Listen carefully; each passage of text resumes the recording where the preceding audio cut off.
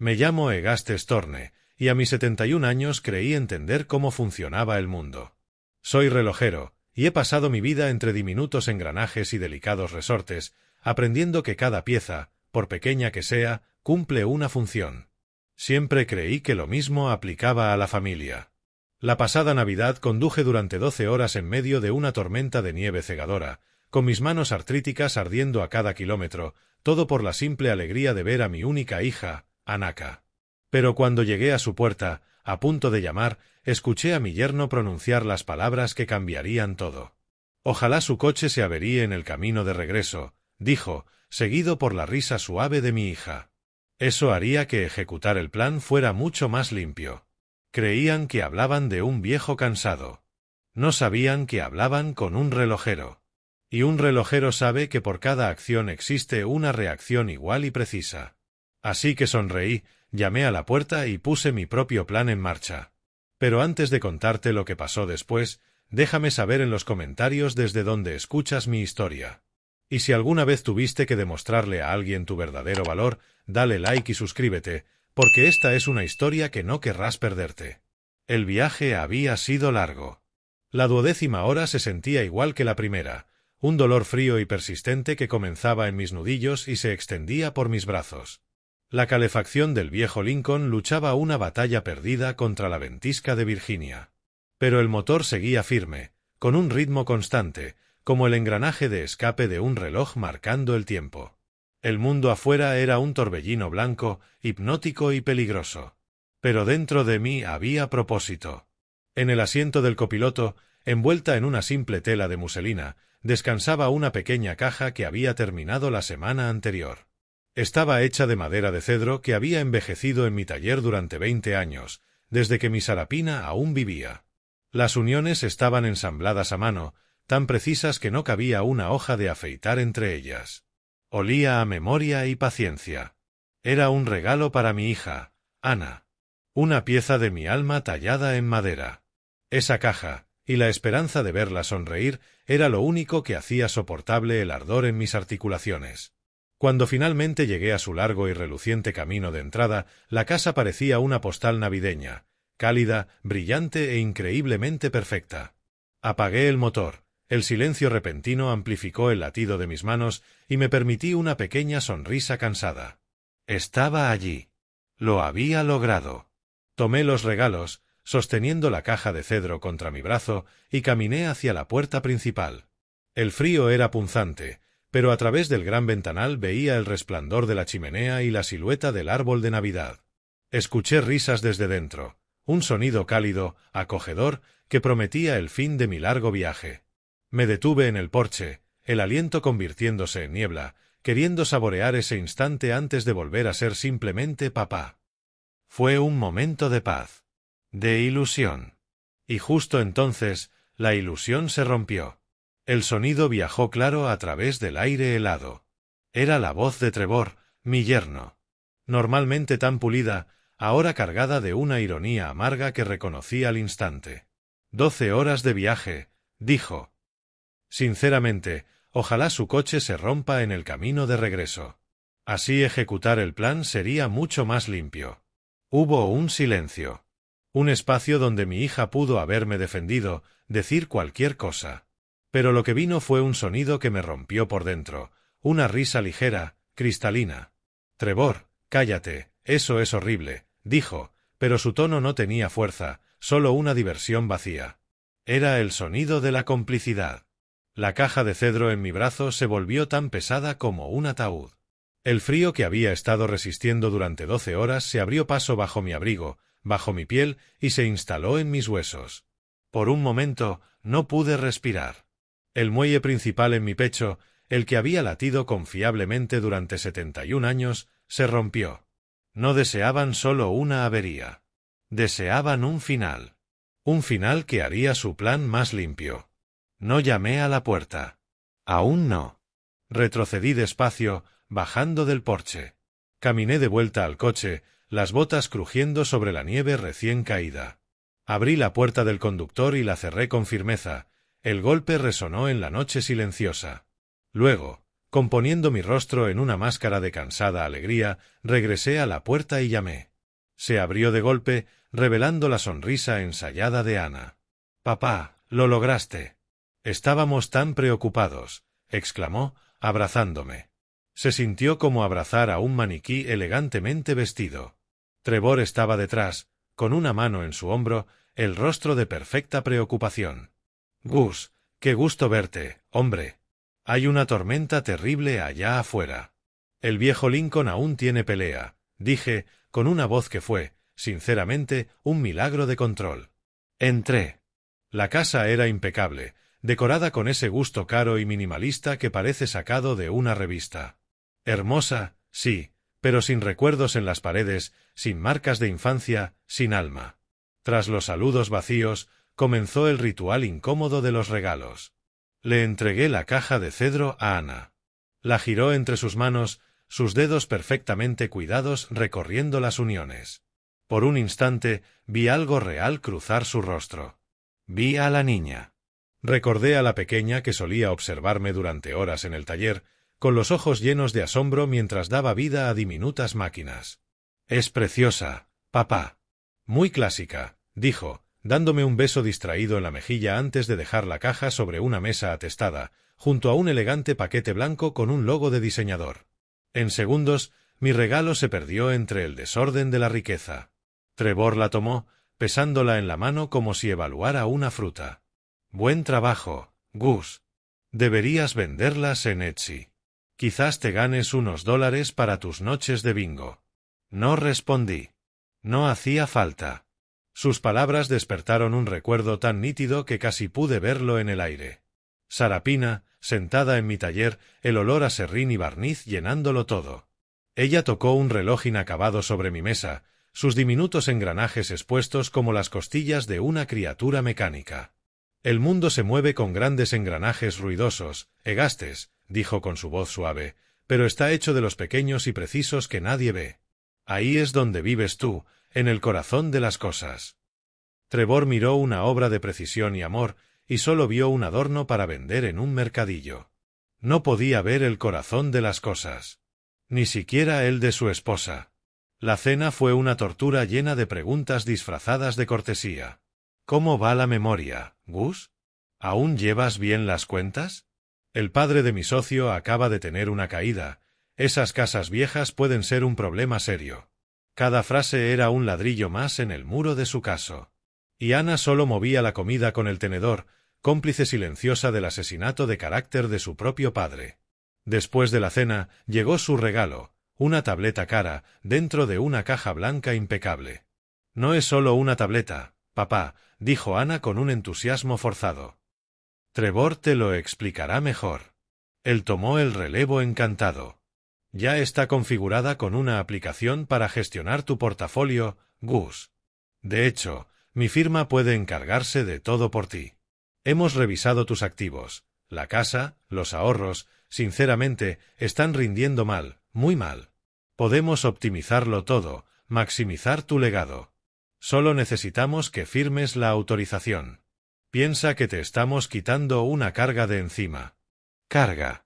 Eso era para ellos. Un conjunto de activos que no rendían, un problema a gestionar, un estorbo. Miré a mi hija, buscando en sus ojos alguna señal de protesta, alguna chispa de la niña que creía que las manos de su padre podían hacer magia. No encontré nada. Solo el reflejo de la luz azul del aparato. Ni siquiera se atrevía a mirarme. Tomé la tableta. El cristal frío y liso contrastaba con la aspereza de mis dedos. Se sentía muerta, sin alma, comparada con la calidez viva de la caja de cedro. «Gracias», dije en voz baja. «Es un regalo muy práctico».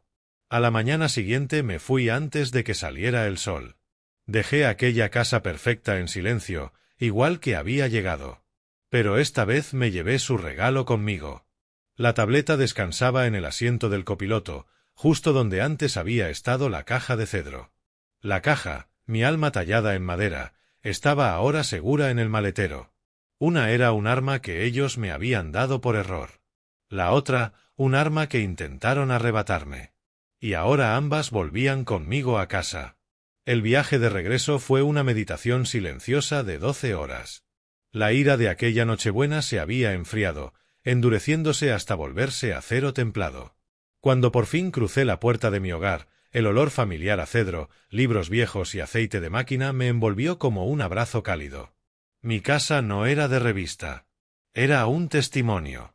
Cada rasguño en el suelo, cada desgaste en mi sillón favorito contaba una historia, una vida vivida, una familia criada, un amor verdadero.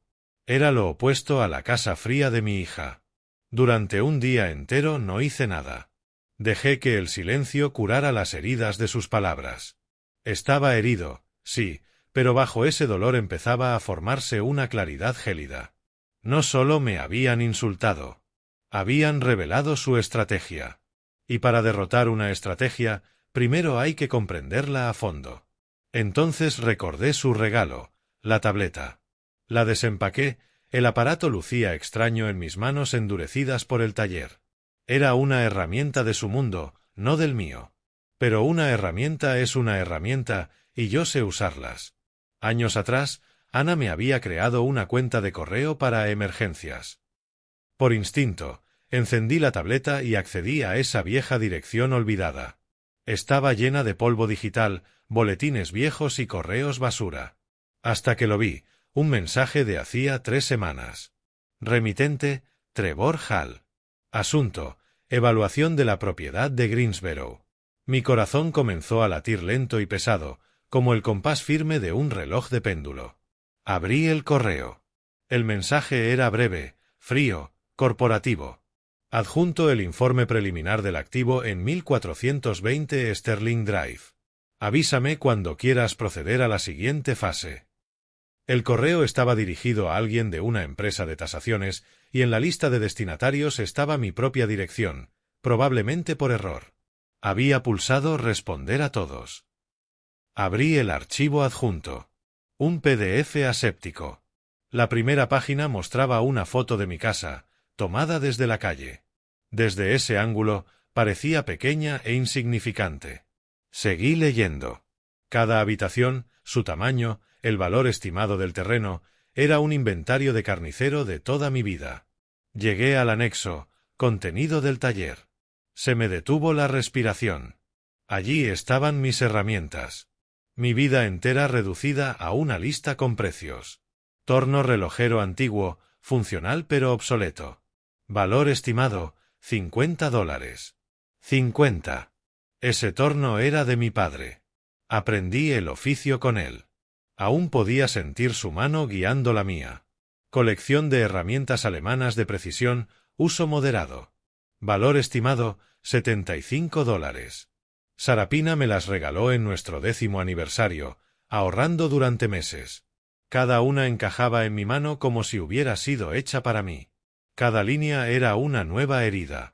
Mi mesa de dibujo, mis libros de referencia, mis calibradores, mis micrómetros, todos degradados con cifras miserables. Estaban desmantelando el alma de mi santuario pieza por pieza, poniéndole etiquetas de saldo. Llegué a la última página, conclusión y recomendación. Leí el párrafo final 2 veces, dejando que se grabara a fuego en mi memoria. El valor principal del activo reside en el terreno. El taller y su contenido se consideran materiales de aficionado o chatarra sin valor comercial significativo. Chatarra. Materiales de aficionado. Sin valor comercial. No grité. No arrojé la tableta. La coloqué suavemente sobre el banco de trabajo, con la precisión de quien encaja la última pieza de un reloj. El silencio del taller amplificó cada palabra en mi cabeza. Ya no se trataba de una casa, ni de meter a un anciano en un asilo. Era de borrar. Habían mirado toda mi vida, mi conocimiento, mi pasión, mi arte, mi legado, y lo habían declarado inútil. Un obstáculo. Cometieron un grave error. Creyeron estar tasando chatarra. No sabían que estaban frente al acero templado. El informe yacía sobre mi mesa, un veredicto frío sobre mi existencia. Pero sabía que era solo una pieza del mecanismo. Una tasación es una opinión, una excusa. No es un arma. Mi mente comenzó a girar, repasando los últimos años, buscando el momento en que bajé la guardia. Las constantes preguntas sobre mi memoria. La repentina insistencia de Ana en ayudarme con las cuentas. Y entonces recordé. Ana, en mi cocina, la primavera pasada.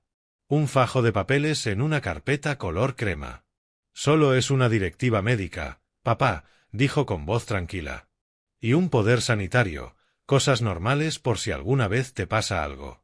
Los abogados de Trevor lo prepararon. Recordé firmar donde me indicó. Mi confianza en ella fue tan natural como respirar. Una nueva clase de frío me recorrió el cuerpo, peor que cualquier ventisca. Fui al viejo escritorio que usaba desde hacía 50 años, abrí el cajón inferior y allí estaban mis archivos, ordenados con mi propia letra, seguros, impuestos, testamento de Sarapina y una carpeta, Directiva Médica 2024. La saqué con manos temblorosas. Me senté en mi sillón de cuero gastado y la abrí. Las primeras páginas eran lo esperado, lenguaje médico y legal sobre soporte vital, decisiones de salud, todo parecía normal. Seguí pasando las hojas, el corazón golpeando despacio, fuerte. Entonces lo noté. Una hoja más gruesa, con un tipo de letra distinto, incrustada entre las demás. La saqué. En la parte superior, en letras negras y firmes, se leía, Poder General Notarial. No soy abogado, pero entiendo cómo funciona un mecanismo. Sé cuando una pieza da poder a otra. Comencé a leer. Y el aire del cuarto se volvió denso, opresivo. Las palabras eran un bosque de jerga legal, pero algunas saltaban ante mis ojos como serpientes. Por la presente nombro a Trevor Hall como mi apoderado legítimo, con plena autoridad para actuar en mi nombre en todos los asuntos financieros, incluyendo, entre otros, operaciones bancarias, inmobiliarias y de bienes raíces. Una oleada de vértigo me atravesó. Por un momento, fui de nuevo un hombre de 71 años y aterrado. Esta sola hoja era una llave. Una llave que podía dejarme fuera de mi propia vida. Podían vender mi casa. Podían vaciar mis cuentas. Podían quitarme todo lo que había construido. Y yo mismo les había entregado la llave. Vi el rostro de Ana en mi memoria, sonriendo dulcemente mientras me empujaba la pluma a la mano. Firma abajo, papá. La confianza que deposité en esa sonrisa ahora me parecía la mayor necedad de mi vida. El miedo se desvaneció rápido, reemplazado por una ira volcánica y caliente. Esto no era un error. Era una conspiración, un robo premeditado de la vida de un hombre, planeado por su propia hija. La tasación no era solo un insulto. Era la prueba A de su caso contra mí, la justificación para demostrar que yo era incompetente y activar ese documento. La ira cedió, enfriándose en una claridad cortante y aterradora. Por fin vi toda la máquina. Vi todos los engranajes girando juntos en una perfecta y cruel armonía. Las preguntas constantes sobre mi salud estaban diseñadas para fabricar una narrativa de declive. La tasación secreta pretendía presentar mis bienes como chatarra sin valor, de modo que liquidarlos pareciera un acto sensato de poner orden. Y este documento, este poder general, era el interruptor maestro que les daría el control de todo. Era el plan del que habló Trevor, un plan para borrarme. Me quedé sentado en el silencio de mi despacho, con el papel incriminatorio en la mano. Creían haber construido la trampa perfecta. Pero un relojero sabe que incluso la máquina más compleja puede tener un fallo. Y yo sabía, con una certeza que se asentó hondo en mi alma, que lo encontraría. Desarmaría su máquina pieza por pieza, por mínima y miserable que fuera. Me senté en el escritorio, con dos documentos frente a mí como pruebas de una escena del crimen. La prueba A era la tasación, un obituario frío para la obra de mi vida. La prueba B era el poder notarial, el arma legal que habían construido para ejecutar la sentencia. Durante un buen rato solo los miré, siguiendo las líneas de texto con el dedo. La rabia había pasado, dejando una calma honda y helada. Un relojero no se enfada con un reloj averiado. Estudia el mecanismo, encuentra el fallo y comienza el trabajo paciente de reparación. Mi familia era un mecanismo roto. Y yo estaba a punto de empezar mi trabajo. Sabía que no podía hacerlo solo. Necesitaba una herramienta muy concreta, una mente muy concreta. Abrí mi vieja agenda, con las páginas suaves por el uso, y salté al final. Allí, bajo el encabezado Contactos del gremio, estaba un nombre que no pensaba desde hacía años: Kendra James. Su padre fue un maestro relojero en Chicago, un hombre al que admiré durante décadas. Había oído que su hija se había hecho abogada, brillante, especializada en los complejos mundos de patentes y propiedad intelectual.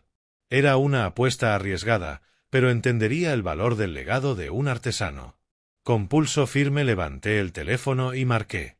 Sonó 2 veces antes de que una voz respondiera, clara, segura y directa al grano. «Habla Kendra James». «Señora James», empecé, con mi propia voz sonando formal en la quietud. «Me llamo Egaste Storne. No sé si me recordará, pero conocí a su padre, Marcus, a través del Gremio Nacional de Relojeros». Hubo una breve pausa al otro lado. «Egaste Storne», dijo, y pude oír los engranajes de su memoria girar. «El hombre que construyó el escape Sarapina. Claro que le recuerdo. Mi padre le consideraba una leyenda. Es un honor, señor Torne. ¿En qué puedo ayudarle?» Aquel reconocimiento, ese respeto sencillo en su voz, fue como un bálsamo sobre una herida fresca. Respiré hondo. «Necesito su ayuda. Creo que mi hija y su marido intentan tomar control de mis bienes, incluida mi casa y la obra de mi vida». Esperaba preguntas, quizá escepticismo. En su lugar, encontré un silencio profesional y sereno que me invitaba a seguir. Y seguí. Le expuse los hechos con la misma precisión con la que describiría un tren de rodaje complejo: el viaje de 12 horas, la conversación que oí en el porche, el regalo de la tableta y el empujón para que su firma gestionara mis finanzas, la tasación secreta que encontré por accidente en mi antiguo correo. Le conté cómo despreciaba el contenido de mi taller. «¿Cuáles fueron sus palabras exactas, señor Torne?», preguntó, con voz afilada y enfocada. La conclusión decía, leí del informe: el contenido del taller se considera chatarra o material de aficionado, sin valor comercial significativo. Escuché una leve y nítida aspiración al otro lado, el sonido de la indignación profesional. «Ya veo», dijo, con un filo de acero en la voz. Y mencionó un documento que le hicieron firmar. «Sí», respondí. «La primavera pasada. Me dijeron que era una directiva médica. Hoy lo encontré. Es un poder general que otorga a mi yerno plena autoridad sobre todos mis asuntos financieros e inmobiliarios». «Señor Torne», dijo Kendra, con tono serio y directo, «lo que describe es un caso de manual de planificación financiera depredadora y posible abuso aún mayor. La narrativa que están construyendo, la tasación, el poder, todo forma parte de un guión muy conocido. ¿Conserva el original? Lo tengo en la mano ahora mismo». «Bien», dijo. «No lo pierda de vista. Ahora, dígame, ¿qué quiere hacer? Podemos impugnar el poder por inducción fraudulenta. Podemos solicitar una orden de alejamiento. Hay medidas defensivas inmediatas». La escuché enumerar opciones, escudos legales que podía alzar. Pero un escudo no era lo que quería. El escudo es para la víctima. Yo había dejado de ser víctima. Esperé a que terminara y entonces dije las palabras que se habían formado en mi mente desde que leí la tasación. «Esas son las defensas, señora James», dije, en voz baja pero firme. «A mí me interesa el ataque». Hice una pausa, dejando que el silencio pesara un segundo. «Ellos creen que la obra de mi vida es chatarra. Creo que ha llegado el momento de mostrarles su verdadero valor de mercado». Hubo un largo silencio al otro lado. No era confusión, era reevaluación. Casi podía oír su mente cambiar de marcha, de un caso estándar de derecho de mayores a algo mucho más interesante. Cuando por fin habló, su voz tenía una nueva nota de entusiasmo. «Señor Torne», dijo despacio, «hábleme de su trabajo. Cuéntemelo todo». Y se lo conté. Le hablé del escape Sarapina, y le hablé de la vieja caja fuerte, la que mi esposa insistió en que guardara, y de las patentes que dormían dentro. A medida que hablaba, noté cómo el último rastro de miedo y desesperación se desvanecía, reemplazado por el ritmo firme y poderoso de una máquina que acaba de ponerse en marcha. Había encontrado a mi aliada. La contraofensiva había empezado. Dejé el auricular en su cuna con un clic suave y definitivo. La conversación con Kendra no me dio paz, sino algo mucho más valioso: dirección, propósito. Mi ira y mi duelo ya no eran solo una tormenta interna. Eran combustible, y ahora tenía un motor donde verterlo. Me levanté del escritorio, dejando atrás la tasación y el poder notarial. Eran sus armas. Tocaba desenterrar las mías. Caminé hacia mi taller, el corazón de mi casa. Mis ojos pasaron por el torno de mi padre, por las herramientas que me regaló Sarapina, por los movimientos a medio terminar en el banco. No eran chatarra. Eran soldados de un ejército silencioso, esperando a su general. Fui hasta la pared del fondo, la de los estantes con manuales y catálogos antiguos. Metí la mano detrás de una fila de volúmenes encuadernados en cuero y pulsé un nudo casi invisible en la madera. Hubo un clic suave y una sección de la pared giró hacia adentro, revelando un hueco que había construido yo mismo hacía 40 años. Dentro, oscura y silenciosa, reposaba una vieja caja fuerte de hierro. Mis dedos, rígidos por la artritis, encontraron el dial de la combinación. Mientras lo giraba, con los clics familiares resonando en la quietud, me inundó una memoria. Sarapina, de pie exactamente donde yo estaba, con las manos en la cintura. Acababa de terminar de instalar la caja fuerte. Me quejé del gasto, de la molestia. «Es para las patentes, Gus», insistió, con voz firme y un calor capaz de fundir acero. «Tú ves engranajes y resortes. Yo veo un legado. Nunca sabes cuándo el mundo va a necesitar lo que hay en tu cabeza.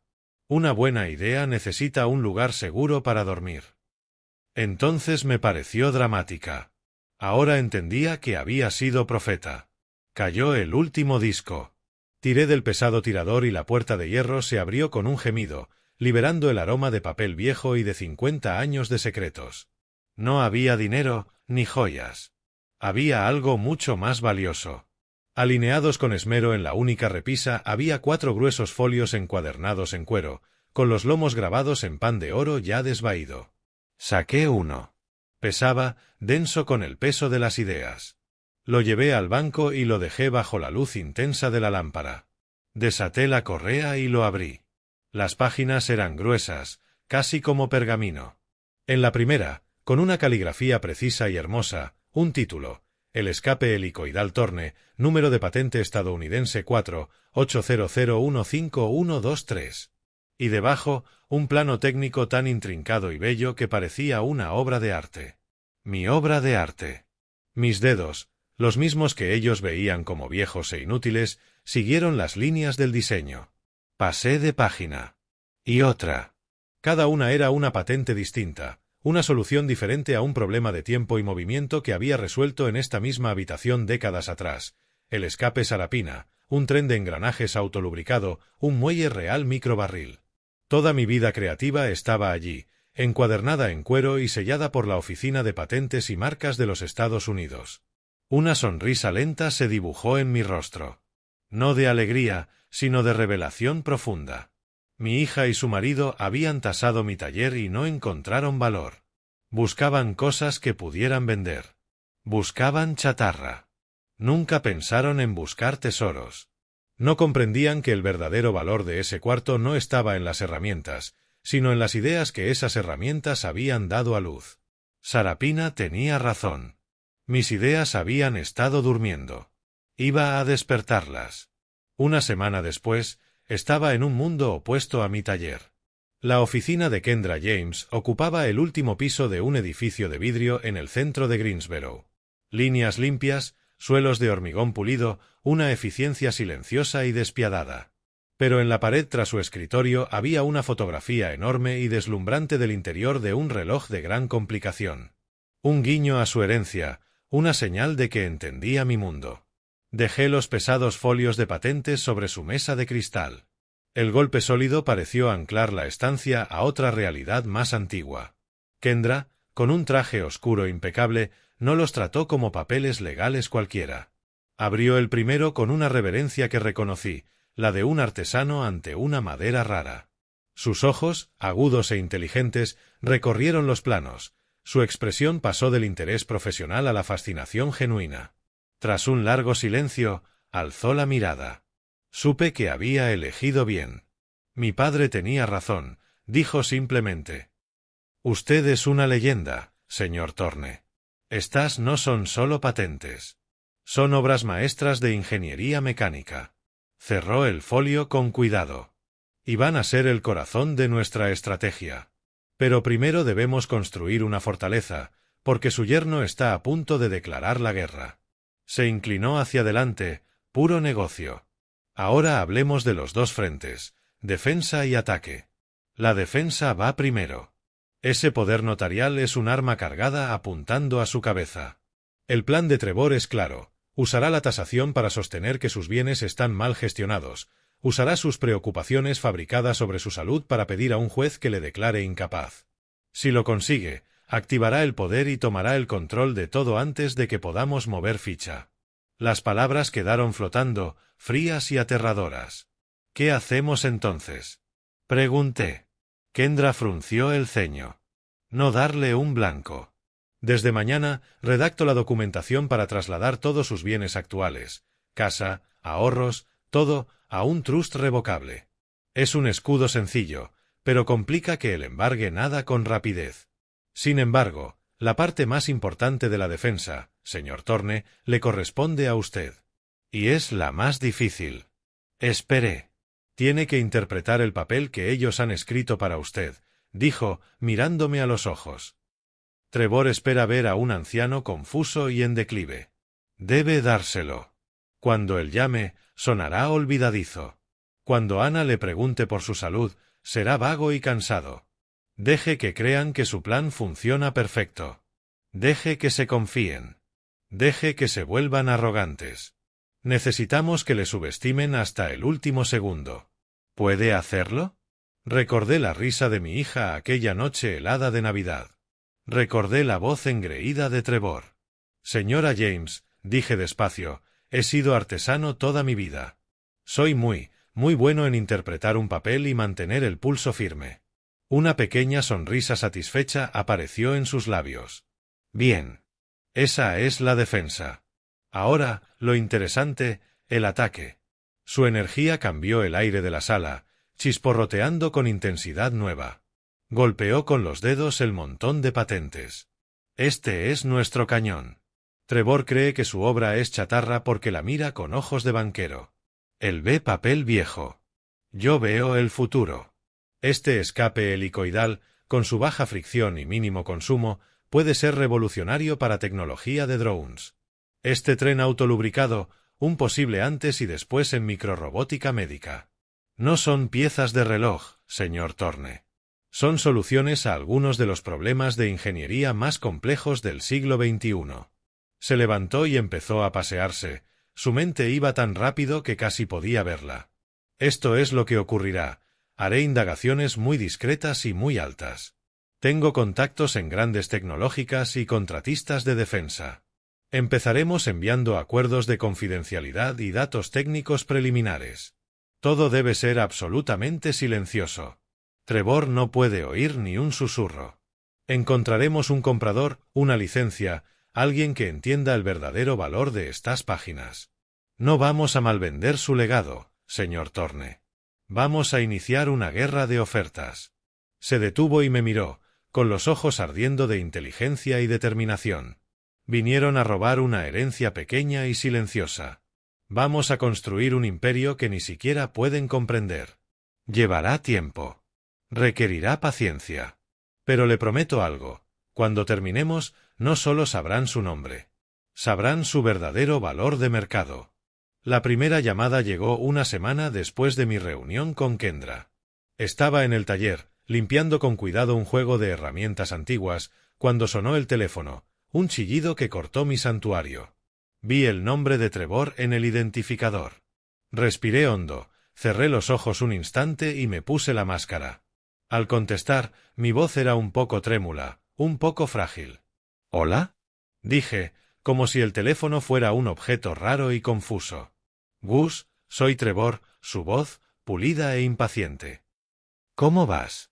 Llamo para ver qué tal con la tableta que te regalamos. ¿Lograste entrar ya en el portal financiero? Dejé un largo silencio. ¿La tableta? Pregunté, fingiendo confusión.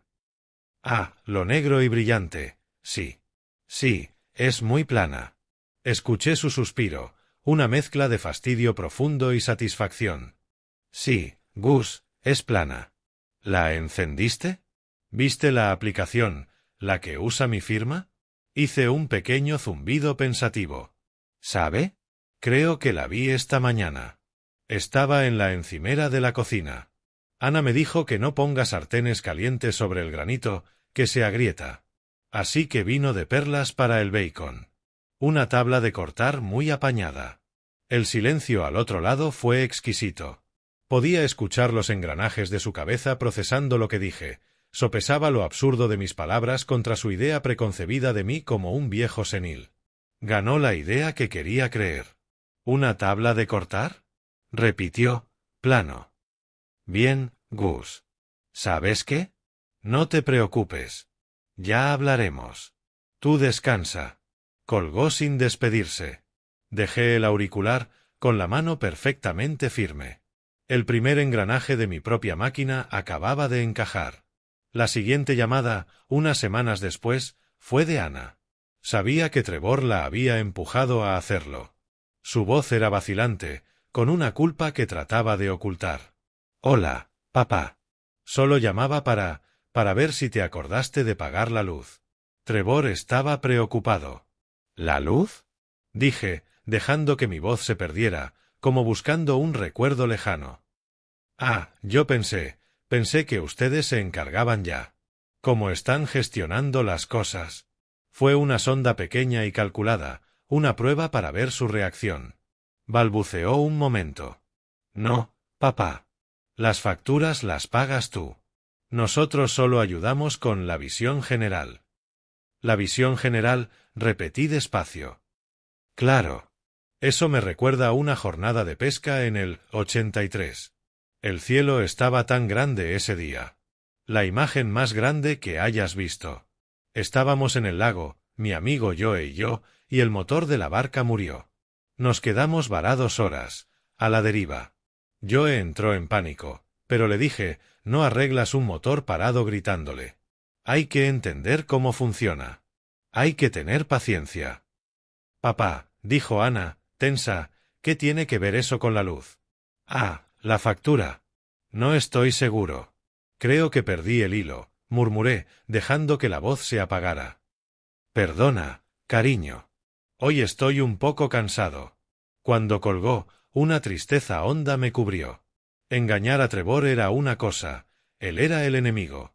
Pero mentirle a mi hija y escuchar la frustración dolida en su voz fue una traición en sí misma. Me repetí las palabras de Kendra, deja que crean que ganan. Era un dolor necesario, un sacrificio estratégico para evitar una pérdida mucho mayor. La última llamada del mes fue de Trevor. Ya no fingía cortesías. Mandaba. Gus, te he programado una revisión con un médico nuevo, el Dr. Evans. Es geriatra. Su consulta está en el centro. Es el martes a las 2 de la tarde. Ana pasará a buscarte. No era una solicitud. Era una orden. Esta era la escalada que Kendra había previsto, llevar a su médico para construir el caso de mi incompetencia. El viejo yo habría discutido, habría peleado por su dignidad. El yo nuevo, el actor, solo suspiró. Un médico. Está bien, hijo. Si crees que es lo mejor. ¿Martes dijiste? Tendré que apuntarlo. Estaré aquí el jueves. No, Gus, dijo Trevor, despacio y con tono paternalista, como a un niño difícil. No jueves. Martes. MARTS. 2 en punto. ¿Puedes recordarlo? Lo intentaré, hijo, susurré. Haré lo mejor que pueda. Colgó, y estuve seguro de que sonreía, convencido de haber empujado su peón decisivo al otro lado del tablero. Me quedé en el silencio del taller, aún con el teléfono en la mano. Mi cara, que había sido una máscara de cansancio confuso, se endureció. La máscara había caído. Ellos habían montado el escenario, colocado a los actores y escrito el guión. Solo que no sabían que yo ya no leía sus páginas. Estaba escribiendo las mías. El día en que el futuro llegó a mi puerta lo hizo en un sedán negro y silencioso, totalmente fuera de lugar, aparcado junto a mi roble de 50 años. Bajaron 3 personas, 2 jóvenes con polos oscuros idénticos y una mujer que, a todas luces, mandaba. Iba impecable, con un traje de pantalón práctico pero caro, y unos ojos que escaneaban mi casa pequeña con una intensidad analítica inquietante. Era el equipo de ingeniería de Omnium Dynamics, las personas a las que Kendra llevaba cortejando semanas. Esta era mi única oportunidad. No los conduje a la casa, sino directamente a mi taller. Vi un destello de sorpresa en sus ojos. Seguramente esperaban un laboratorio aséptico o una oficina moderna. En cambio, se encontraron con un cuarto que olía a cedro y aceite, un espacio lleno de herramientas alisadas por las manos de mi padre y las mías. Para ellos, lo veía, era un museo, una reliquia. La ingeniera principal, una mujer brillante llamada doctora Aeris Vance, miró los folios de patentes que había dispuesto sobre el banco. Fue correcta, pero sentí el escepticismo profesional irradiar de ella. Señor Thorne, empezó, con voz nítida. Sus patentes son teóricamente fascinantes, pero los diseños tienen más de 30 años. Nuestras simulaciones sugieren que, aunque elegantes, la eficiencia energética no podría igualar a las soluciones micromagnéticas modernas. Los 2 jóvenes asintieron, trasteando con los portátiles y el equipo de medición sensible que habían traído. No discutí. Un relojero sabe que las palabras son baratas. El desempeño lo es todo. Caminé hasta una lona de tela gruesa en la esquina del taller y la retiré. Debajo estaba mi prototipo, un entramado complejo de latón y acero, la manifestación tridimensional de mi patente de escape helicoidal. No era llamativo, una máquina densa e intrincada, hermosa en su pura complejidad. Los ingenieros se miraron con escepticismo. Parecía una antigüedad. Este es el modelo funcional que construí para probar el diseño en 1988, dije en voz baja. Conecté 2 cables desde una pequeña fuente de energía al dispositivo. Accioné un interruptor. No hubo zumbido, ni rumor, pero la máquina cobró vida. Cientos de diminutos engranajes entrelazados comenzaron a moverse no en un giro caótico, sino en un ballet lento, hipnótico y perfectamente sincronizado. El movimiento era tan fluido, tan increíblemente suave, que parecía menos una máquina y más algo que hubiera crecido de forma orgánica. Los ingenieros se lanzaron de inmediato a fijar sus sensores, con los ojos pegados a las pantallas. La sala quedó en silencio, salvo por el tecleo suave. Yo simplemente di un paso atrás y dejé que mi trabajo hablara por mí. Tras unos minutos, uno de los jóvenes soltó un silbido bajo. Aeris, tienes que ver estas lecturas de consumo. La doctora Vance se acercó y miró la pantalla. Su compostura profesional, por fin, se resquebrajó. Una expresión de incredulidad pura se extendió por su rostro. Eso es imposible, susurró. Vuelve a correr la diagnóstica. Debe haber un error de sensor. El otro joven negó. Lo estoy monitorizando en vivo también. Las lecturas son exactas. El drenaje energético es casi cero. Es un 99,8% de eficiencia. Nunca he visto nada igual. La doctora Vance miró mi prototipo, luego la pantalla, luego a mí. El escepticismo había desaparecido, sustituido por un asombro brillante en pleno nacimiento. Ya no miraba a una reliquia. Miraba a una revolución. Y en ese momento perfecto de validación, sonó mi teléfono. El timbre barato y estridente cortó el silencio concentrado del taller como una piedra arrojada a un cristal. Todos se estremecieron. Saqué el móvil del bolsillo. En la pantalla, un nombre que me heló la sangre. Ana. El corazón me golpeó las costillas. Era una prueba para la que no me había preparado. Con el futuro de mi legado decidiéndose a 1 metro de mí, tenía que volver a ser el hombre que mi hija creía que era. Les dirigí una mirada de disculpa a los ingenieros, caminé hasta la esquina más alejada del taller y les di la espalda. Respiré, convoqué la persona frágil y cansada que llevaba semanas perfeccionando y contesté. ¿Hola? Dije, con voz fina y temblorosa. Papá, soy yo, dijo Anika, con esa alegría condescendiente que ahora siempre usaba conmigo. Solo llamaba para ver cómo estabas. ¿Has comido hoy? Oh, Anika, cariño, dejé que la voz se perdiera. ¿Comer? Sí, creo que sí. Un sándwich, quizá. A veces me cuesta recordar. Sentí los ojos de los ingenieros en mi espalda. Vale, papá, suspiró. Oye, estaba hablando con Trevor y nos preguntábamos si habías pensado en dejar que tasen algunas de esas cosas viejas de tu taller, ya sabes, para ver si valen algo. La ironía era tan densa que casi no podía respirar. Eché un vistazo por encima del hombro. La doctora Vance y su equipo contemplaban mi prototipo con la reverencia reservada a un objeto sagrado. ¿Si valen algo? Oh, no sé, cariño, dije, cargando la voz de cansancio confundido. Aquí solo hay mucha chatarra. De hecho, tu llamada me recordó, hay unos hombres aquí ahora mismo. La voz de Anika se afiló al instante. ¿Hombres? ¿Qué? ¿Hombres? Papá, ¿quién está ahí? Entregué la mentira. La hermosa y perfecta mentira de doble filo que Kendra y yo habíamos ensayado. Oh, no es nada de qué preocuparse.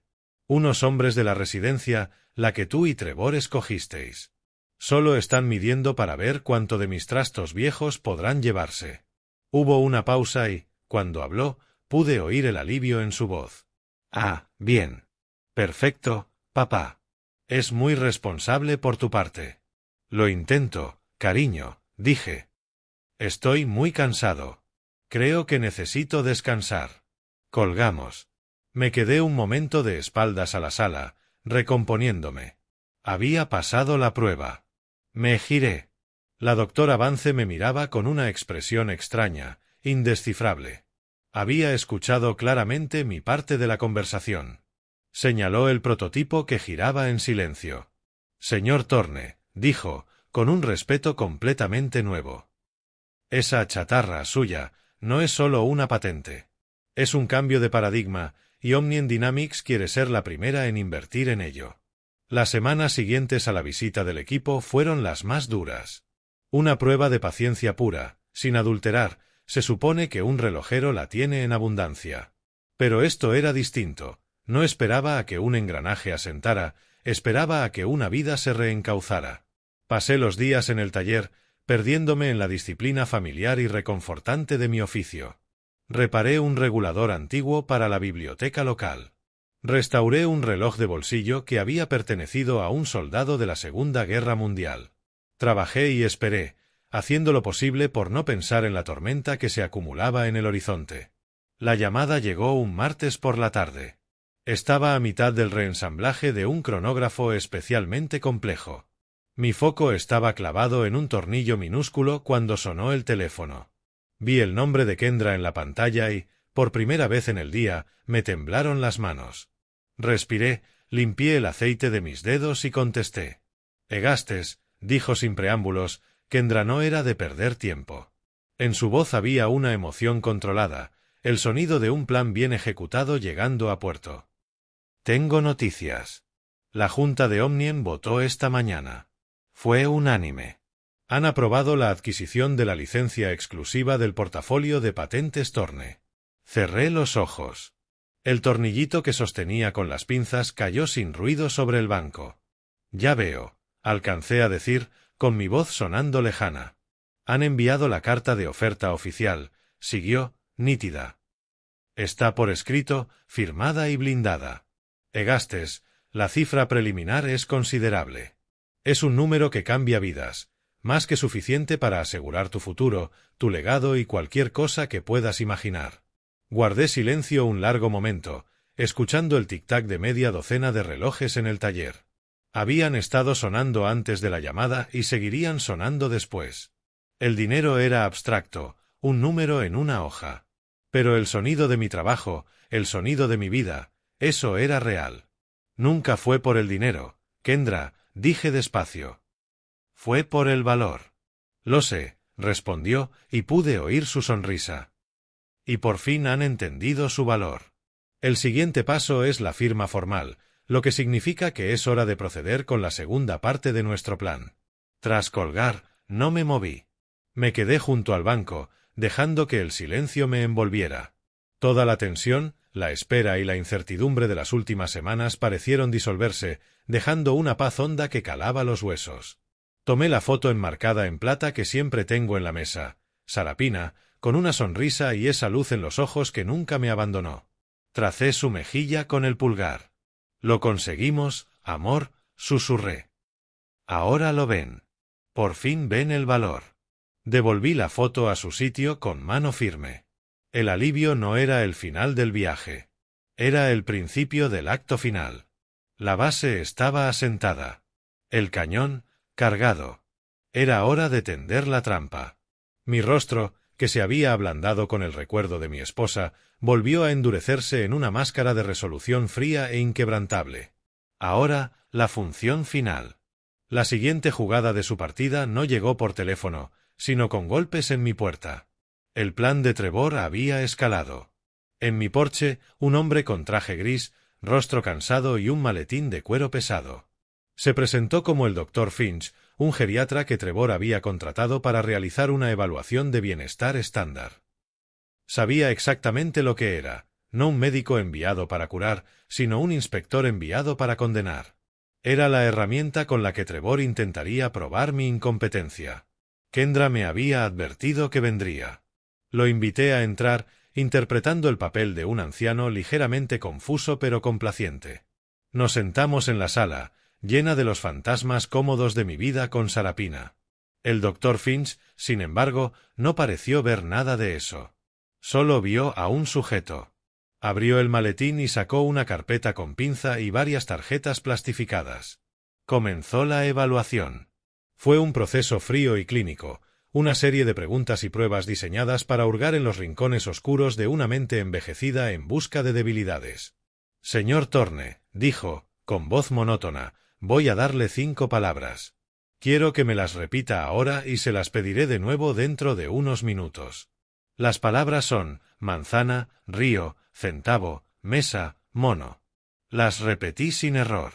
Marcó un pequeño tic en su hoja. Luego me pidió contar hacia atrás desde 100 de 7 en 7. Lo hice con voz pareja, deteniéndome una sola vez como para ordenar ideas, tal y como Kendra y yo habíamos ensayado. Me pidió dibujar la esfera de un reloj marcando las 10 y 11. Dibujé un círculo perfecto y coloqué los números con la precisión de quien ha dedicado su vida a dominar el tiempo. Vi un destello de sorpresa en sus ojos, fugaz. Levantó una tarjeta. ¿Qué tienen en común un reloj y una regla? Me permití una sonrisa leve. Había entrado, sin querer, en mi terreno. Ambos son instrumentos de medida, respondí. Uno mide un viaje por el tiempo y el otro un viaje por el espacio. Ambos imponen orden al caos. Ambos nos dicen dónde estamos, de dónde venimos y cuánto nos falta. Y ambos, si no se cuidan, pueden ser usados para mentir. El Dr. Finch me miró un largo segundo, el bolígrafo suspendido. Por un momento perdió el hilo. Carraspeó y tomó otra nota. El resto de pruebas siguió igual. Respondí a todo, resolví cada pequeño reto y recordé las 5 palabras cuando me las pidió. No aprobé como un alumno fanfarrón, pasé como un hombre sano de 71 años con la mente afilada. Que es exactamente lo que soy. Con cada respuesta, la distancia profesional del doctor se asentaba, no era el caso fácil que le habían pagado por documentar. Finalmente guardó sus cosas, su rostro, una máscara inescrutable. Bien, señor Thorne, dijo, levantándose. Sus funciones cognitivas parecen estar dentro de la normalidad. Enviaré mi informe a señor Hall.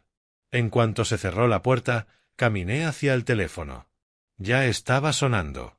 Lo dejé sonar 2 veces más antes de descolgar. Era Trevor. Su voz estaba tensa, estirada sobre un núcleo de rabia pura. ¿Qué hiciste, Gus? Escupió, sin ni siquiera saludar. Fingí confusión cansada. ¿Hice? No estoy seguro de qué hablas, hijo. Vino un doctor, Finch. Me hizo muchas preguntas. Lo sé, gruñó. Acabo de hablar con él. Dijo que estabas remarcablemente lúcido. Escupió esas palabras como veneno. Dejé pasar un segundo y giré suavemente el tornillo final. Oh, dije, con alivio ingenuo. Pues es una buena noticia, ¿no? ¿Aprobé? El fracaso de la evaluación de Finch no fue un final, sino una escalada. Trevor intentó usar un bisturí para extirpar mi competencia legal y falló. Ahora recurriría a un mazo. Y el mazo, como siempre, era mi hija. La llamada llegó esa noche. Por su primer sollozo supe que Trevor había pasado la tarde envenenándole la mente, convirtiendo mi pequeña victoria en un acto de rebeldía senil. Papá, la voz de Ana venía cargada de lágrimas. ¿Por qué nos haces esto? Me dejé caer en el sillón de cuero, el auricular pesaba como plomo. Continué la función, con voz cansada y tenue. ¿Hacer qué, cariño? Yo no hago nada. Sí haces. Lloró, quebrándose. Estás luchando contra nosotros. Luchas contra Trevor. Él se está esforzando por ayudarte, por asegurar tu futuro, nuestro futuro, y tú lo haces imposible. Ese doctor es de los mejores, y Trevor dice que te lo tomaste como un juego. ¿No confías en mí? ¿No confías en nosotros? Cada palabra era un dardo medido, bañado en culpa y dirigido a mi corazón. Y cada una, lo sabía, la había cargado su marido. Recordé el consejo de Kendra, deja que crean que ganan. Era hora de la parte final, la más dolorosa, de mi actuación. Era hora de romperme. Estoy cansado, Ana, susurré, dejando que una vida entera de fatiga se filtrara en mi voz. Tan cansado. Queremos quitarte la carga, papá, suplicó, ablandándose al percibir una grieta. El fondo de Trevor es de los mejores. Es un genio. Solo quiere asegurarse de que estarás bien, de proteger tu legado. ¿No quieres verme feliz? ¿No quieres a tu familia segura? Esto es lo mejor para todos. Tu legado. ¡Qué ironía amarga! No tenía idea de cuál era mi verdadero legado. Solo necesito pensar, cariño, murmuré, casi inaudible. Colgué antes de que pudiera decir algo más. Me quedé en silencio, con el eco de sus lágrimas llenando la sala. Este era el coste real de mi guerra. Para salvarla del hombre con el que se casó, tenía que dejarla romperme el corazón. Tenía que dejar que me creyera el villano de su historia. Miré la foto de Sarapina sobre la repisa. Su sonrisa era un faro de fuerza. Ella siempre supo de lo que era capaz. Ya era hora de que los demás lo vieran. Levanté el teléfono de nuevo. No llamé a Ana. Llamé a su marido. Trevor contestó al primer timbrazo, con voz cansada y afilada. «Gus. Has ganado, hijo», dije. Mi voz estaba hueca, despojada de toda pelea. La voz de un hombre que por fin se rinde. Silencio atónito. No esperaba que fuera tan fácil. «¿Qué has dicho?» «Que has ganado», repetí, soltando un suspiro tembloroso. Anika me llamó. No puedo ser la razón de su infelicidad. Tienes razón. Soy demasiado viejo para esto. Demasiado cansado para pelear. Quieres gestionar las cosas. Bien, gestiónalas. Quieres que firme. Bien, dime cuándo y dónde. Oí una sonrisa lenta abrirse paso en su tono. Era el sonido de la victoria destilada. Me alegra que por fin entres en razón, Gus. Es lo mejor. Ya lo verás. Seguro, dije. Solo, hay una cosa. Su voz volvió a ser cauta. ¿Qué cosa? Este era el momento. La entrega del cebo tenía que ser perfecta. Quiero que todo quede limpio, Trevor. Ordenado. Sin cabos sueltos para que Ana tenga que lidiar cuando yo no esté. Hice una pausa y seguí, con la lógica divagante de un viejo cansado. Mi taller. Ese tasador que enviaste dijo que era todo basura. Y tiene razón. Es solo el desorden de una vida. Pero hay unos papeles viejos en la caja fuerte. Patentes de hace años. No valen nada, lo sé. Ideas polvorientas. Pero están registradas oficialmente y todo eso. Quiero añadirlas al portafolio que te vamos a firmar. Quiero tenerlo todo en un solo sitio, por orden. Contuve el aliento. Había presentado las joyas de la corona de mi vida como un detalle burocrático sin importancia. El sonido que llegó por el auricular fue exactamente lo que esperaba, una risita condescendiente. ¿Patentes?, dijo Trevor, divertido. Claro, Gus, lo que quieras. Podemos meter tus planitos en el montón. Da igual lo que haya mientras firmes la autorización para gestionarlo. Gracias, hijo, dije, cargando la voz de una gratitud patética. Me quita un gran peso de encima. Ni lo menciones, respondió, magnánimo en su triunfo. Haré que mi asistente agende la firma. Me alegra tenerte por fin a bordo. Colgó, héroe conquistador. Dejé el auricular en su cuna con pulso de cirujano. Mi rostro, que había sido una máscara de derrota desoladora, quedó completamente neutro. El cebo no solo había sido mordido. Había sido tragado entero. La llamada llegó 2 días después. Era Trevor, y su voz había cambiado por completo. La ira y la impaciencia se habían ido. Ahora era un tono suave y magnánimo, la voz de un rey hablando a un súbdito recién conquistado. Saboreaba su victoria. Gus, dijo, con calidez falsa que me erizó la piel. Buenas noticias. Mi asistente ya agendó la firma. Todo listo para el próximo viernes a las 10 de la mañana, en el despacho del abogado en el centro. Estaremos dentro y fuera en 15 minutos. Limpio y sencillo. Fácil y rápido. Quería consumar el robo de la obra de mi vida en una oficina estéril y anónima, una transacción de 15 minutos como quien compra un coche usado. Quería borrarme en silencio. Respiré hondo, convocando por última vez al personaje que debía interpretar, el patriarca orgulloso y derrotado. No, dije, con voz baja pero firme. La línea quedó muda. Trevor no esperaba resistencia. ¿No? Repitió, dejando asomar su vieja irritación. ¿Cómo que no? Acordamos esto, Gus. Ya teníamos un trato.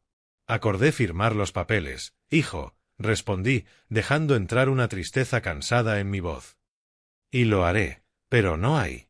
No en el despacho sofocante de un abogado. Se siente sucio, como un trato de callejón hecho a escondidas. La obra de mi vida, la casa que construí con Sarapina, quizá en tu mundo no valga mucho, Trevor, pero vale más que eso. Trevor soltó un suspiro de pura frustración. Gus, estas cosas se hacen así. Es un procedimiento legal estándar. No necesita un desfile. Quizá no, dije. Pero necesita un poco de dignidad. Si voy a entregar formalmente mi legado, si voy a poner el bienestar financiero de mi familia en tus manos, no lo haré en un lugar insignificante. Lo haré en un lugar que importe. Dejé que eso colgara en el aire antes de soltar el anzuelo, diseñado para el ego de un hombre como él. Lo haré en tu firma, Trevor. En tu sala de juntas. Volvió el silencio. Podía imaginar su mente trabajando, intentando entender mi ángulo. ¿En mi sala de juntas? Preguntó, con la sospecha tiñendo la voz. ¿Por qué querrías hacer eso? Solté una risa suave y triste. Porque necesito verlo, dije, cargando mi voz de una vulnerabilidad cuidadosamente construida. Necesito ver lo que has levantado. Necesito la prueba de que mi hija está en buenas manos. Quiero conocer a tus socios. Quiero mirar a los ojos a los hombres que van a gestionar lo poco que tengo. Hablas de mi legado, Trevor. Pues ahora tú eres mi legado. Tu éxito es el mío. Si voy a pasar la antorcha, déjame hacerlo bien. Déjame ver el reino que voy a dejar. Fue una interpretación magistral, si puedo decirlo. Convertí su apropiación depredadora en una noble sucesión, una coronación. Transformé su sala de juntas de un lugar de negocios en una sala del trono donde recibiría su herencia. Es muy poco habitual, Gus, dijo, pero la sospecha empezaba a dejar paso a la intriga.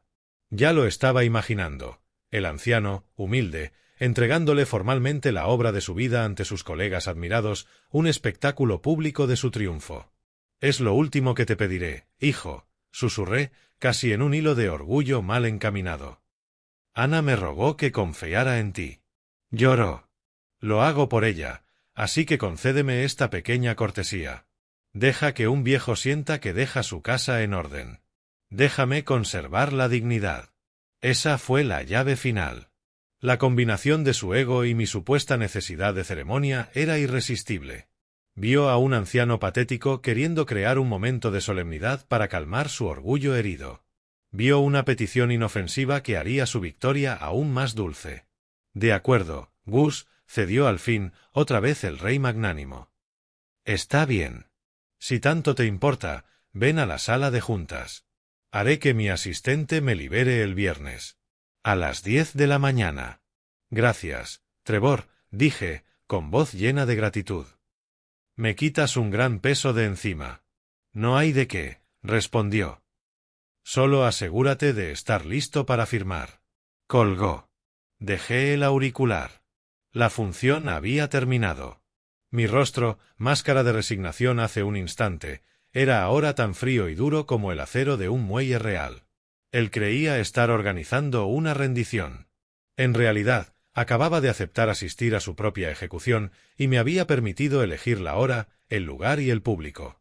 La tarde anterior a la firma, las luces de la ciudad afuera del despacho de Kendra James parecían contener la respiración. El bullicio del centro era un murmullo lejano y amortiguado. Dentro, un silencio tenso y enfocado llenaba la sala. Extendido sobre su gran mesa de cristal estaban los frutos de nuestra guerra silenciosa, el contrato final, multimillonario, de Omnium Dynamics y el estatuto meticulosamente redactado de la Fundación Sarapina y Egastes Torne para jóvenes innovadores. Kendra los revisaba por última vez, marcando pasajes clave con el rotulador, seco y preciso. Estaba en su elemento, la general repasando los planes de la batalla final. Yo me sentaba enfrente, la jerga legal se me desdibujaba. Confiaba en su trabajo. Mi preparación era de otra clase. Del bolsillo del chaleco saqué un viejo reloj de bolsillo de plata. Había sido de mi padre y fue el primer movimiento complejo que reparé con éxito. La plata, ajada por los años. El cristal, con una telaraña de arañazos finos, un mapa de una vida, y su corazón aún latía con fuerza. Saqué una gamuza y me puse a pulir. Mis movimientos eran lentos y metódicos, los mismos que he repetido 1000 veces sobre 1000 piezas. Pulí la caja labrada y vi cómo la plata opaca empezaba a brillar bajo la lámpara. Mi mente no estaba en los millones de la mesa ni en el lenguaje de los documentos. Estaba en el mecanismo del reloj. Pensé en el muelle real, enrollado y lleno de energía potencial. Pensé en el escape, ese pequeño corazón brillante que controla la liberación de esa fuerza, para que no estalle en un chispazo caótico, sino en un avance preciso, medido e imparable. Nuestro plan era como ese reloj. La codicia de Trevor era el muelle, Kendra, el escape, y yo era el relojero, quien ensambló cada pieza y estaba a punto de ponerlo en marcha. Todo en orden, dijo Kendra al fin, alzando la vista. El contrato con Omnium es a prueba de bombas. El estatuto de la fundación queda jurídicamente intocable en cuanto firmes. Una vez lo hagas, ni una orden judicial le dará a Trevor o a Anna acceso a un solo centavo. Alcé la vista del reloj, ahora con un brillo cálido. Cada engranaje en su sitio, dije en voz baja. Ella estudió mi cara. ¿Estás listo para esto, Egastes? Terminé, el reloj reluciente como nuevo. Di cuerda a la corona, sentí los clics finos y satisfactorios del muelle tensándose. Lo acerqué al oído y escuché su latido fuerte y regular, un ritmo perfecto. Luego, con un clic suave, cerré la caja de plata. Se acabó el tiempo de preparación, dije, guardándolo. He estado listo para esto toda mi vida. Solo es cuestión de tiempo. La sala de juntas de Hall Capital era menos una oficina y más un monumento a la arrogancia, una jaula de vidrio en la planta 30, con la ciudad desplegada abajo como un reino.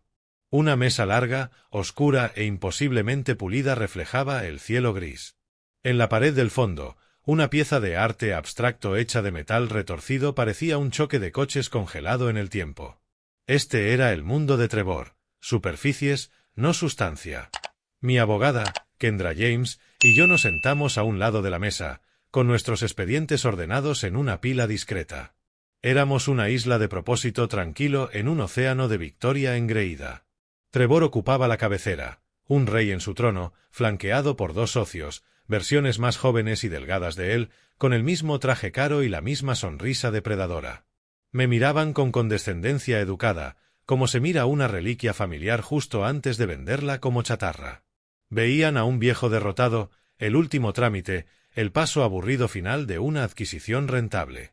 No sabían que los adquiridos eran ellos. Pero mis ojos estaban en mi hija. Ana, a su lado, era un fantasma en el banquete. Se veía pequeña y extraviada en su blusa de seda cara. No me miraba. Tenía los ojos clavados en el brillo de la mesa, girando sin parar un anillo de diamantes. Mientras su marido y los socios emanaban confianza triunfal, Ana era un nudo de ansiedad. Sabía, en un nivel instintivo que llevaba años reprimiendo, que algo iba terriblemente mal. Sentía el vibrar de un engranaje que patinaba en lo profundo de la máquina de su vida. Yo, en cambio, sentía una calma que no recordaba desde hacía meses. Se acabó el tiempo de la ira, del duelo, de la representación. En esta sala, era simplemente un relojero. Observé el mecanismo frente a mí, anotando sus fallas, la arrogancia de Trevor, la codicia de sus socios, la debilidad de mi hija. Vi la confianza excesiva que los volvía ciegos. Mi rostro era una máscara de calma de abuelo. Detrás de los ojos, mi mente estaba fría y clara, calculando el instante preciso para actuar. Kendra, a mi lado, era el retrato de la compostura profesional. Nuestro silencio era un arma que ellos ni siquiera reconocían. Las piezas finales ya estaban sobre el tablero, y mis rivales no sabían que la partida estaba perdida. Trevor carraspeó, un sonido pequeño y pomposo que resonó en la sala. Sonrió a sus socios y me miró desde el otro extremo de la mesa, con su máscara perfecta de autoridad benevolente. Tenía público. Iba a empezar la función. Bien, ya que estamos todos, comenzó, con voz pulida, quiero dar la bienvenida oficial a mi suegro, Egastes Torne. Hoy vamos a completar una formalidad simple pero importante. Gus, como sabéis, ha construido un legado encomiable con toda una vida de trabajo y prudencia.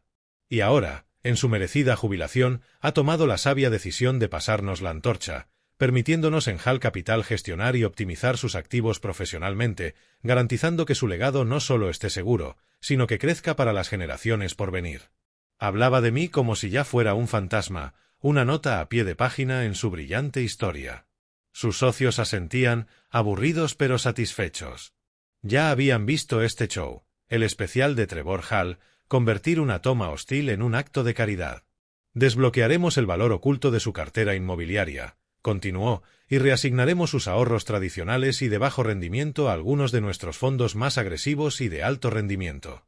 Hablaba de mis ahorros, el dinero ganado en 50 años de trabajo paciente y meticuloso, como si fuera un empleado perezoso al que está por despedir. Tomó una carpeta de cuero pesada y la deslizó por la mesa pulida. Se detuvo frente a mí con un golpe suave y definitivo, el sonido de una puerta cerrándose. Dentro estaban el poder notarial y el contrato de gestión de activos, los instrumentos legales de mi borrado. Es un gran día para nuestra familia, dijo Trevor, con brillo de vencedor. Estamos muy orgullosos de ti por tomar esta decisión inteligente y responsable, Gus. Empujó hacia mí una pluma absurdamente cara. Así que, si firmas en la última página, lo hacemos oficial. Este era el momento, el pico de su arrogancia, la culminación de su plan. Miré la línea de la firma. Sentí la mirada ansiosa de mi hija.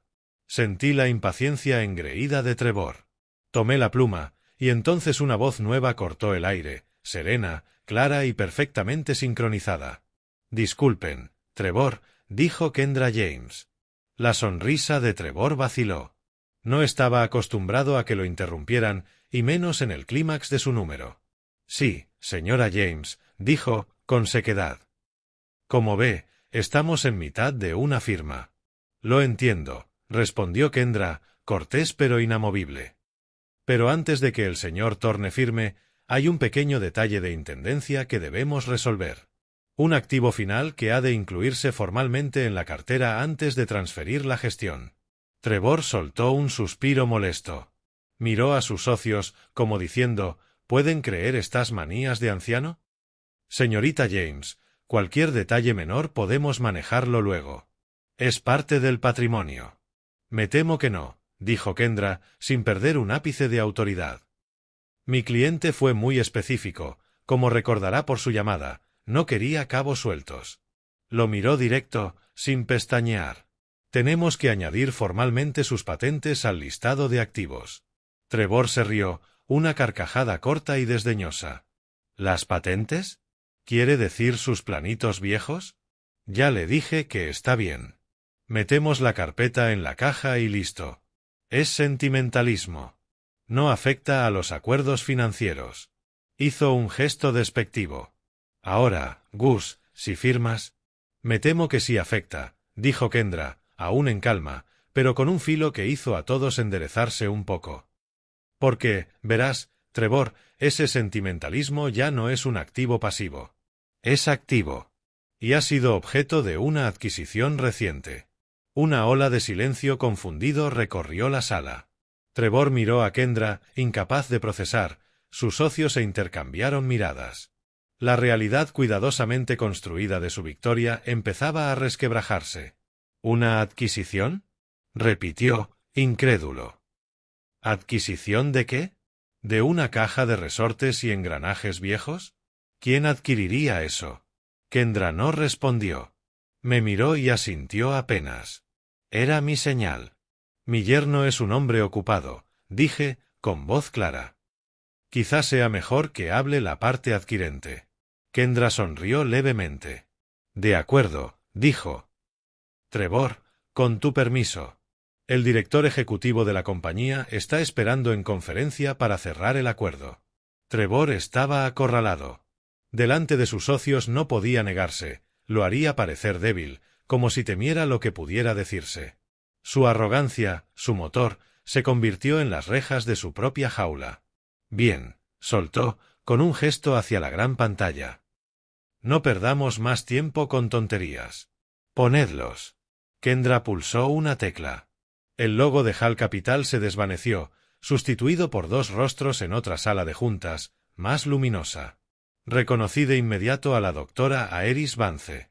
A su lado, un hombre de cabello plateado en traje impecable. El rótulo, Chen, CEO, Omnium Dynamics. Chen era puro negocio. Sin preámbulos. Buenos días, dijo, con autoridad tranquila. Estamos aquí para confirmar los detalles finales de nuestro acuerdo con el señor Egaste Storne. Según el contrato revisado por ambos equipos legales, Omnium Dynamics se complace en finalizar la adquisición de la licencia exclusiva de todo el portafolio de patentes Storne. Uno de los socios de Trevor se inclinó, atónito. ¿Él? ¿Qué portafolio? Disculpe, ¿quién es usted? Chen alzó una ceja, poco habituado a que lo cuestionaran. Es el portafolio de diseños micromecánicos del señor Torne. Y en cuanto a quién soy el hombre que está a punto de convertirlo en un hombre extraordinariamente rico. Miró un papel. El acuerdo, tal como se pactó, consiste en un pago inicial de $8 millones al señor Torne. El sonido de ese número, 8 millones, cayó en la sala como un golpe físico. Fue como si el aire hubiera sido succionado de la jaula de vidrio. Las caras de los socios de Trevor perdieron la sonrisa, quedó una incredulidad desnuda. Pero Chen no había terminado. Y comprende regalías continuas por la aplicación de la tecnología en nuestra próxima generación de robótica quirúrgica, que nuestro departamento de I+D proyecta superiores a 50 millones en la próxima década. 50 millones. Y entonces el mundo se rompió. Lo vi como desde lejos. La sonrisa triunfal de Trevor se congeló y no solo desapareció, se hizo añicos como un espejo al caer. El color se le fue del rostro, dejándole un brillo ceroso. La boca, entreabierta.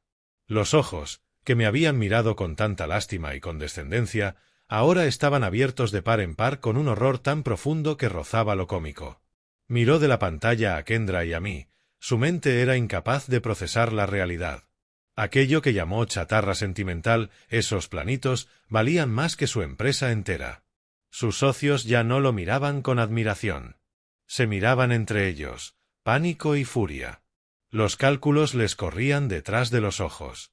No era una oportunidad perdida, era un fracaso catastrófico de juicio. El tiburón en quien confiaron resultó ser un necio que tiró un tesoro. ¿Lo sabías? Susurró uno al otro, con veneno. ¿Tenías idea? El cimiento del reino de Trevor se resquebrajaba bajo sus pies. Y Ana. Los millones eran sonidos abstractos para ella, pero la cara de su marido no. Lo miró, y vi el instante exacto en que su vida entera se volvió mentira. El hombre brillante y poderoso al que admiraba, por quien sacrificó su relación con su padre, se reveló como un jugador pequeño, arrogante y pasmosamente estúpido que acababa de perderlo todo. Vio la verdad, había despreciado la vida de su padre como chatarra sin valor. Y esa chatarra era la base de un imperio de 50 millones. Un sollozo ahogado le escapó, se tapó la boca, temblando. Era el sonido de un corazón y de un futuro, rompiéndose. Uno de los socios, con la voz algo trémula, habló a la pantalla. «Perdone, señor Chen, ¿podría repetir esas cifras?» Chen no parpadeó. 8 millones de entrada, dijo, despacio, clavando el clavo, y 50 millones proyectados en regalías. Miré a mi hija, mi pobre hija rota, y no sentí triunfo, sino una pena honda.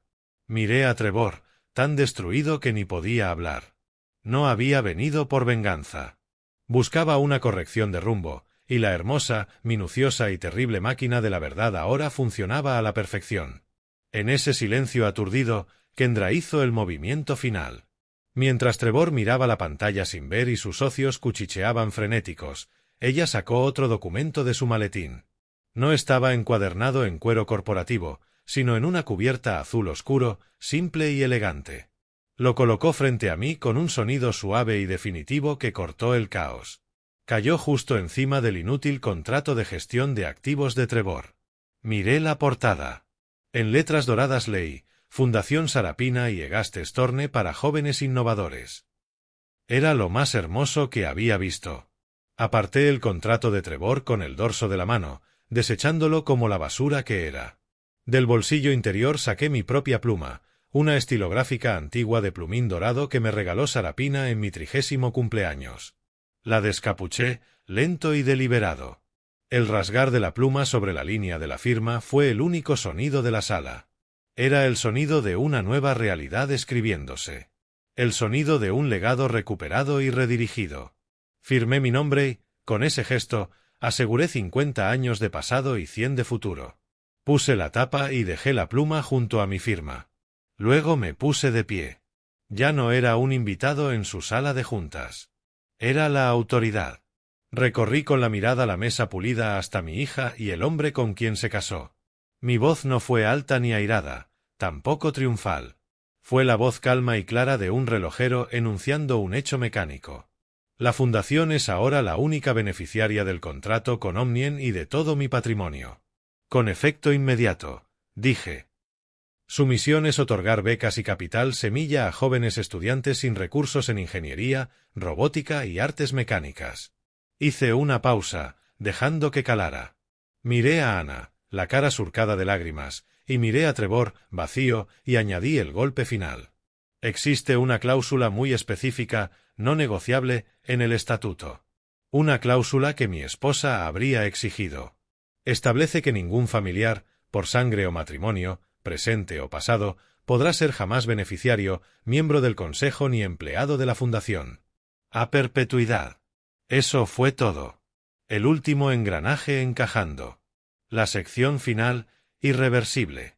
Vi morir la última chispa de cálculo en los ojos de Trevor. Se hundió en la silla, absolutamente derrotado. Pero la devastación real estaba en el rostro de mi hija. Entendió que no era solo el dinero. No había perdido una herencia, había sido borrada de la historia que ayudó a destruir. Sus sollozos quedos fueron el único sonido mientras el nuevo orden inamovible de mi mundo se asentaba. No miré atrás. Kendra y yo salimos de aquella jaula de vidrio. El último sonido que oí fue el llanto crudo y roto de mi hija. Era el sonido de un mundo que termina. Las puertas del ascensor se cerraron, envolviéndonos en un espacio quieto y neutro. Y mientras bajábamos, sentí alzarse el peso de mis 71 años. No dejaba una fortuna en esa sala. Dejaba una prisión. Kendra apoyó una mano suave en mi hombro, un gesto silencioso de respeto y victoria. Salimos al vestíbulo y caminamos hacia el resto de mi vida, dejando a otros el caos y los escombros. De eso hace 6 meses. El invierno de mi duelo dio paso a un verano de comienzos. Mi taller es distinto ahora. Aún huele a cedro y aceite, pero suenan cosas nuevas. las preguntas ansiosas de una mente joven y la chispa limpia de la risa. Se llama Maya, una brillante joven de 17 años del barrio con un talento para la mecánica como no he visto otro. Esta tarde le enseñaba a restaurar un movimiento antiguo en el torno de mi padre. Sus manos, jóvenes, eran firmes y seguras. Tenía el toque. Al cabo de un rato le pedí que parara. Me limpié las manos con un paño y tomé un sobre del banco. Llevaba el emblema de la fundación, 2 engranajes entrelazados formando un corazón. «Esto es para ti», dije. «Es la primera beca de la Fundación Sarapina y Egastes Torne. Cubrirá toda tu matrícula para ingeniería en la universidad». Sus ojos, enormes, se llenaron de lágrimas, pero no eran las lágrimas de pérdida que escuché en aquella sala, eran las de un futuro que de pronto nacía con fuerza. Volvió al torno, concentrada y feliz. Yo miré la foto enmarcada de mi Sarapina. Mi legado no eran los 8 millones en una cuenta. No eran los 50 millones en regalías por venir. Mi verdadero legado era esto, este instante precioso, el zumbido suave del torno, el traspaso del conocimiento de una generación a otra y el potencial ilimitado de una mente brillante al recibir su primer impulso para volar. No solo salvé mi pasado. Por fin invertí en el futuro. Toda esta prueba me enseñó una lección dolorosa y poderosa. Mi propia familia miró la obra de mi vida, la esencia de mi alma, y vio chatarra sin valor. Durante un tiempo, su juicio proyectó una sombra larga, haciéndome dudar del valor de mis manos. Pero aprendí que el valor verdadero no lo dictan quienes se niegan a ver. Se forja en horas silenciosas de dedicación y pasión. Ellos medían con la regla equivocada, buscando valor para liquidar, no valor para crear. Mi legado nunca fue el dinero, era el conocimiento. Y al soltar a la familia que creí tener, pude construir una nueva, fundada en compartir ese conocimiento con el futuro. Cuéntame en los comentarios, ¿qué habilidad o pasión tuya consideras invaluable sin importar lo que diga nadie?